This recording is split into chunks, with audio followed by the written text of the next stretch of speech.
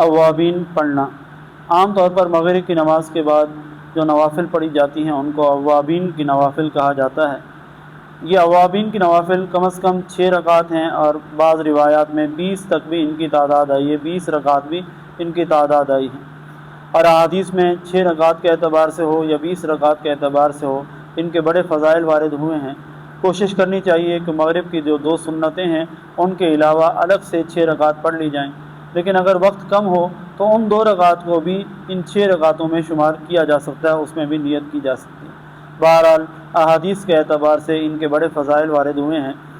आप सल्लल्लाहु अलैहि वसल्लम ने एक मौके पर इरशाद फरमाया कि जो शख्स मगरिब की नमाज के बाद 6 रकातें इस तरह पढ़ ले कि उनके दरमियान कोई बुरी बात ज़बान से ना निकाले, तो ये 6 रकात उसके लिए 12 साल की इबादत के बराबर शुमार होंगी। और दूसरी रिवायत में आप सल्लल्लाहु अलैहि वसल्लम ने फरमाया कि जो शख्स मगरिब की नमाज के बाद 20 रकात पढ़ लेगा, अल्लाह रब्बुल इज़्ज़त उसके लिए जन्नत में एक घर बना देंगे।